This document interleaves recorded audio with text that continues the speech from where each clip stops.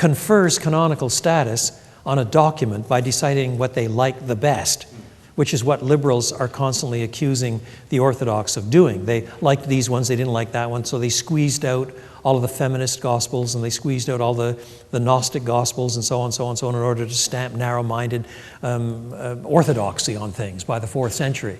But that assumes that the church has a certain kind of establishing function.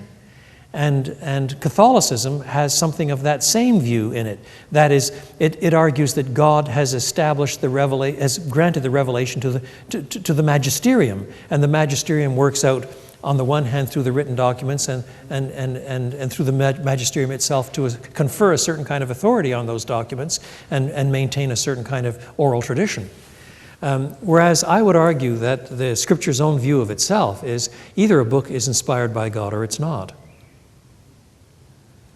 So canonicity merely has to do with the corporate recognition of what God has given and submission to it, rather than elevating the church to become the kind of arbiter of what gets passed on and what doesn't. And so it's worth reading. Michael Kruger's got 2 books out on this subject now. It's worth reading one of them at least and refreshing your mind on how Christians with a high view of Scripture that is rightly taught by Scripture have a notion of canon that is really quite different from that of either liberals or Catholics. Does that help? Yes, thank you. Last question? Yeah. I read a bit of Reverend Childs on canonical criticism. Yes. How reliable do you think that view would be? Brevard Childs reminds me of a Scot, long since gone to his reward, called A.M. Hunter. Some of you will know his name. New Testament scholar, I think at Aberdeen, but yes. They said of A.M. Hunter that he was extremely good at establishing cathedrals after destroying foundations.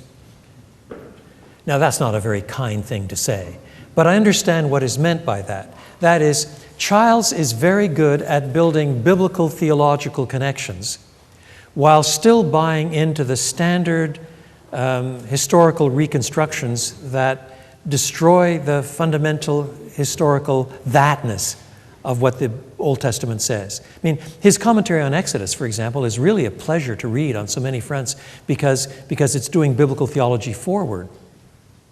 But on the other hand, whether or not much of the Exodus actually happened or event or not is a little less clear. So he destroys a lot of the foundations in that he won't leave the sort of dominant voices of historical criticism that standard Old Testament criticism provides. But at the same time, he does do a lot of biblical theology as if it's all there. So after destroying the foundations, in fact, he builds very good buildings. So provided you can read him without being snookered by the occasional sideswipe that destroys foundations, he can be a real benefit. But you've got to realize that's what he's doing. That's why his position, I would argue that that's why his position is finally less than solid, less than stable. The stable work's going to come out of people relying on what's good in him, but avoiding so much that is just a little bit more questionable. Does that help at all? Okay, thank you.